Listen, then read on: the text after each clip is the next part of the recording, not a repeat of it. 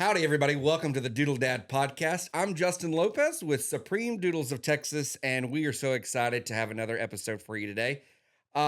This has been highly anticipated. We are so excited about the opportunity that we're going to bring you, our viewers. We have our very first celebrity guest today, and let me tell you, we're very excited. It is none other than Mr. Rusty Surette. Oh, I thought you were talking about the puppy. That's the celebrity guest Right, today. exactly. How How you cute doing, are Rusty? these? Oh, I'm good. Thank you. Thank you. Thanks for inviting me on. I appreciate you. Absolutely. So Rusty is our local celebrity. He's our news anchor for one of our local news stations. We're very excited to have him. Let me tell you, Rusty and I have gone to dinner a few times, and when I say celebrity, he is that. We go to dinner, and people are walking in, and they're like, "Oh my gosh, there's Rusty Surette," And little while later, they'll gain their confidence, come over to the table. Can we take a picture with you? He gets up, takes a picture. I mean, that has to be so Oh, cool. it's wonderful because, and I've had people before say, "Oh, I don't want to bother you. I'm so sorry." And I always say, "No, don't be sorry. I am very grateful for someone come up and say hi. It's when that stops happening that I've got to worry. Right. I know I'm very thankful for anybody that comes up and says hi and introduces themselves. It beats the awkward stare that Yeah. I'll sometimes get. Yeah. But yeah, no, I'm very grateful for that Well, stuff. that's cool. I mean, I'm grateful to be your friend and happy to know you, and I appreciate you being here Absolutely. today with a cute golden doodle on your shoulder.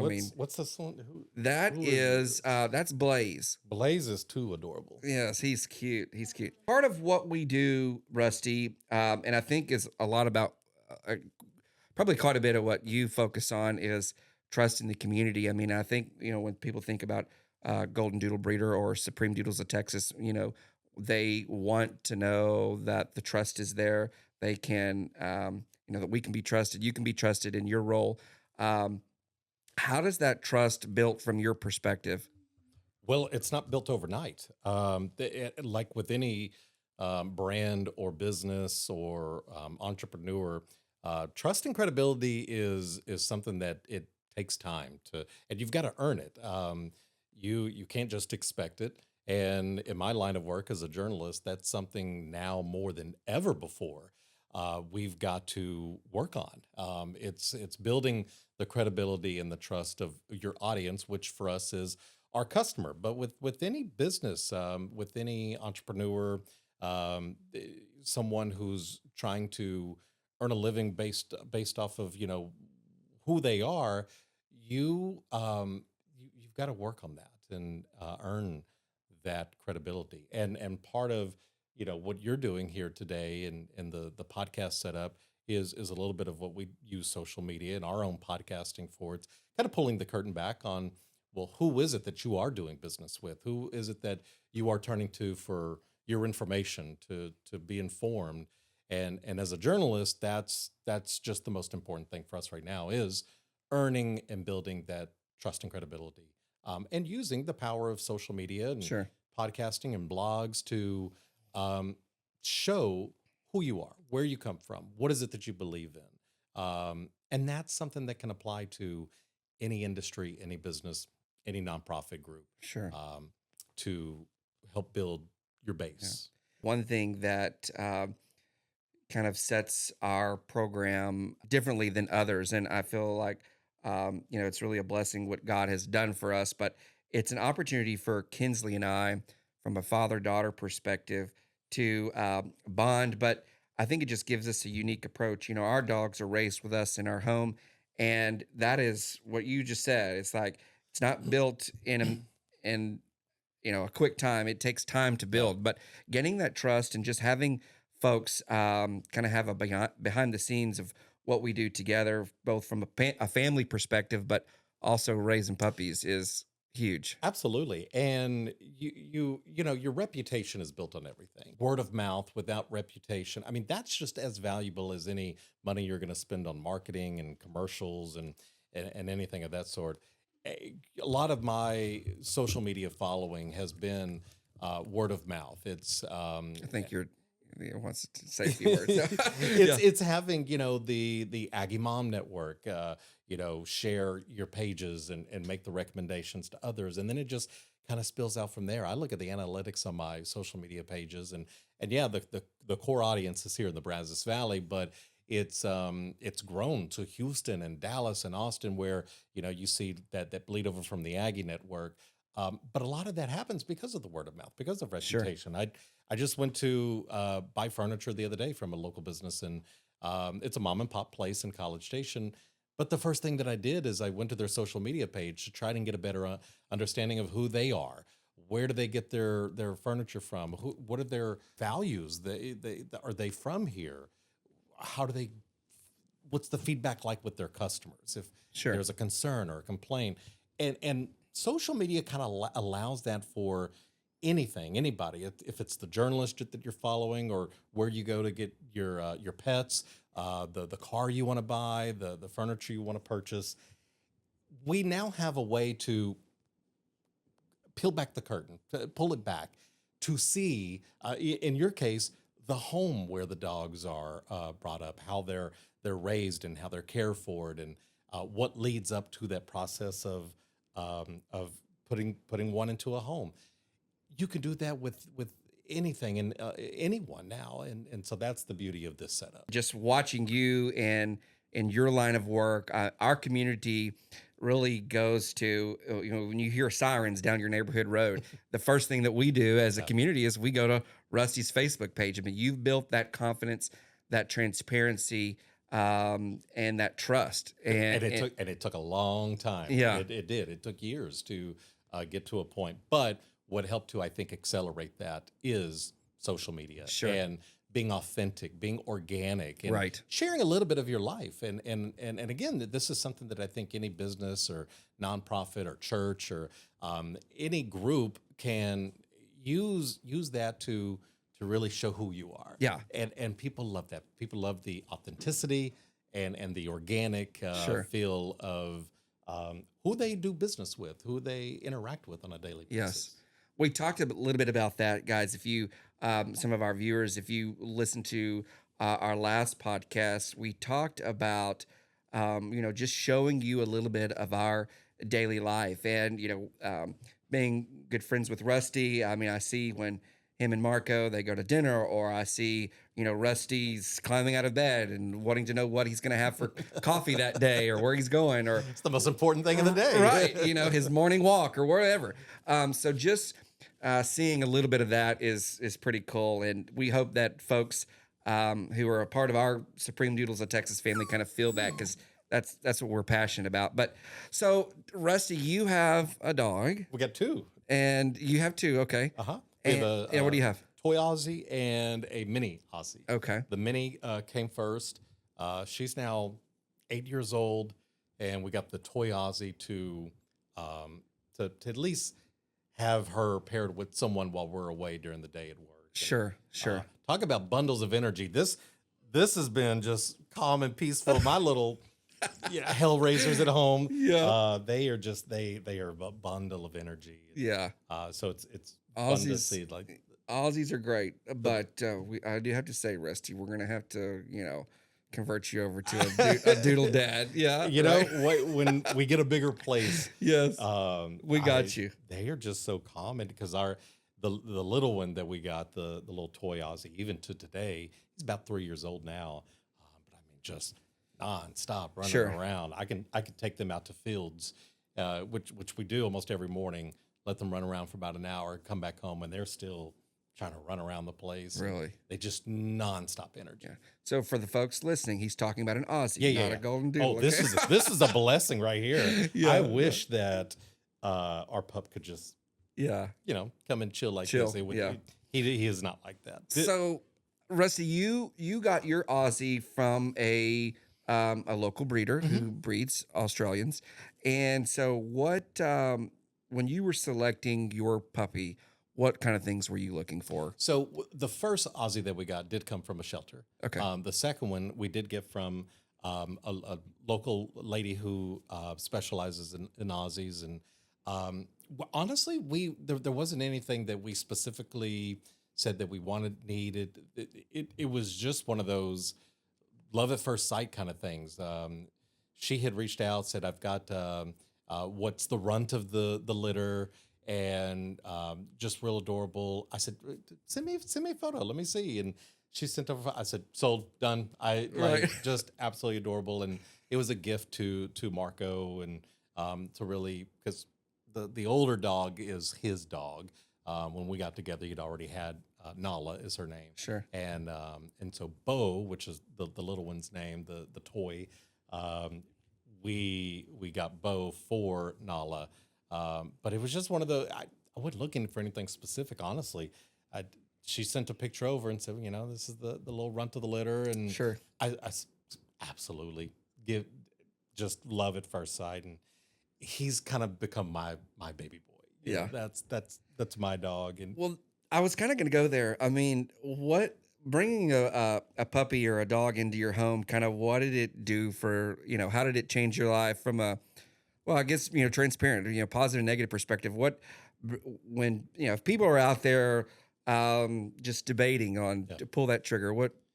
I will tell you the positive is having another dog in the house for social interaction for the older pup.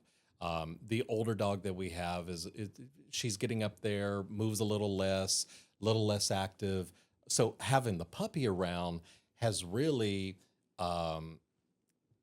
almost forced her to be more active. And so we've seen the older dog kind of come more alive, honestly. She runs around, plays with the younger one. For us, we have to be more active. We have to go out and make sure they're getting all the energy out of, especially the young one. He's got so much built up energy. So the good has been, it has forced us to be a little bit more disciplined with our routine in the day. We got to get up early. We got to take them for walks. Which that's great for us, Sure. Get up. You're not on the couch all morning, or Right. wasting your day in bed. And then just the physical activity of having to take them on walks and running them around. Because if you don't, then you got two wound up dogs Sure. in the place. That's really been the pros. The cons is, you still have to do that when it's raining outside. So, the cons, I can't think of many really. We've just been blessed to have two very lively dogs that get along. They adore each other. They can't be separated now at this point. But having the addition to our family, I think really has helped bring her more alive, and we're up and about, just living our best lives with both of them. Yeah. Really, yeah. That's great. Rusty, I'm sure we have a lot of local folks going to be tuning in to this podcast, and thanks for just being vulnerable with us today. If we could ask your Aussie a question about Rusty and Marco, what do you think they would tell us? Why doesn't Dad get out of bed sooner? Because it is 6 a.m. on the dot. They are, and again, that is. I'm happy that they are like that, because 6 a.m. soon as the sun starts to come up, we hear from the other side of the house the dog barking, and it is that's our alarm clock. And they would probably ask, why do we have to wake you up? You should be up before us. It sounds like your pups give you a lot of love, and it sounds like they give you the same as what you give them. And for people out there who are maybe from a mental health perspective looking for that service dog, tell us a little bit. I know from a Golden Doodle perspective, Golden Doodles are, there are a lot of service dogs that are from the Golden Doodle breed, from the Poodle breed, honestly, the Golden Retriever as well. These dogs are loving, compassion. They give you those those orphans you that don't you're say. looking for. Yeah, right? You don't say. So what do you say to those folks who are maybe looking for that piece of love? You can look at some of the organizations that we have in the Brazos Valley that have proven having an animal around can greatly improve someone's mental health. Their spirit rises. I did a story for the TV station maybe 2, 3 months ago. There's a lady here in town, Rosie and Tucker, I think are the names. Rosie and Tucker's therapy dogs, and we presented her with an award because she will take these two dogs that she has in her Ford Explorer. She drives around town and she'll go to nursing homes, rehabilitation centers, a lot of places with senior citizens. And the therapy part is just bringing the dogs in, and these facilities, and you can look at them for an example, or I think Aguilan. There's another group in town. Their goal and focus in therapy is just bringing the animals to these seniors, to people who are maybe wheelchair bound or can't get outside, or they're just alone. And when you see the animals come in, you see their just whole world. It's they light up. They're so this is their what they look forward to every day, and it makes such a difference, especially for someone who is alone, an older person who maybe has family that lives out of town.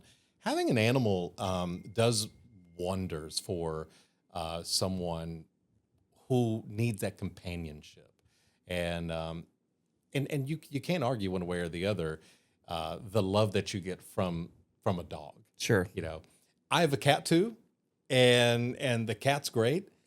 The cat wants to be left alone. It's Sure. when you come home and you've got two dogs that are just over the moon that you're back, and when you leave, how sad they get. You can't get that from anywhere else, and Right. so I think for anyone, we're not just talking about the older or the lonely. It I think an animal of any kind just will do wonders for your mental health, your spirit. You know, Rusty, I think I remember seeing a story about Sophie from Charlotte Sharp's Children's Center Yeah, in College yeah. Station. She was a golden doodle Hmm. that kind of provided some of that. Do you want to tell us a little bit about that? I mean, Yeah, well, you're seeing in school like that, and the Bryan School District, they just brought in, I think, 2 or 3 different dogs that they're now the I forget how they word it, but basically they're the emotional support dogs of campuses.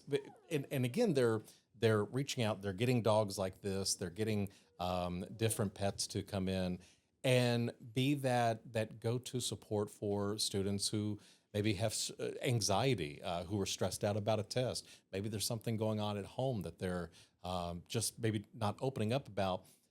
But we have seen time and time again when these school districts, these pre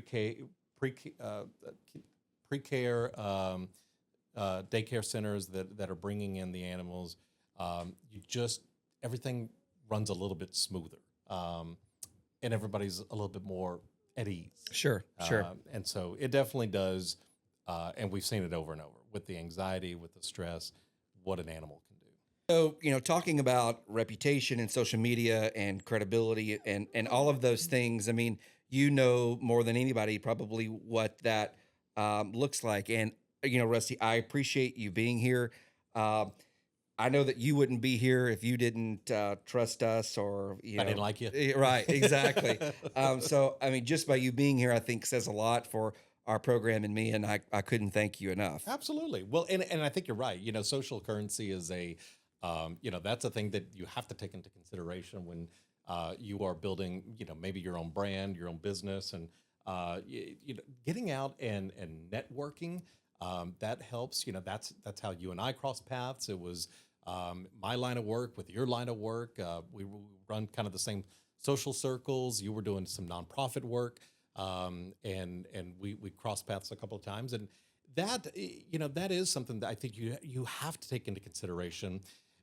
If for myself, if it's you're looking for your source for information and a journalist to follow, or if it's a hobby that you're into, or a business that you want to support, even a nonprofit that you want to put your weight behind, you can go and I would say reach out to the person who is running the operation.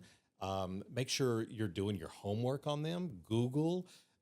the names, everything's so out there right now.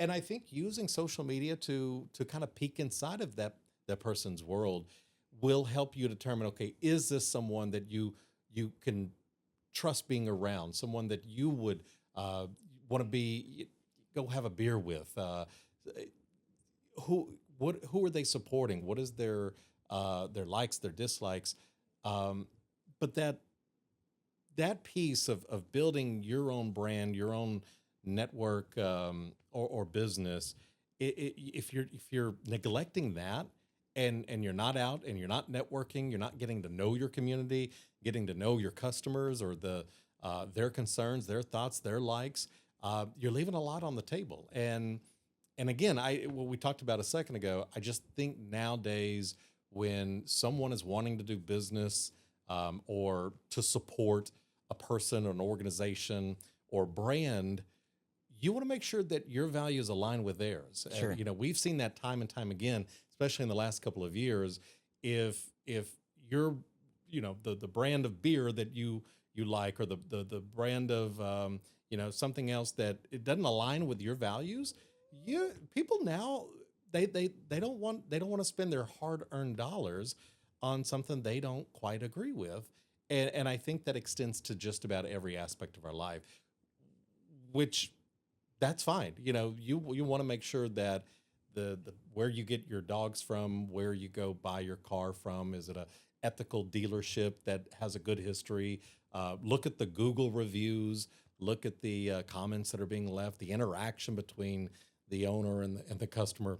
There's so many different ways now you can do your homework on someone or something that that what you're about to invest in, either your time or your money or your volunteerism or support, you want to make sure that you are investing in something you believe in and not something you'll regret down the road. Yeah.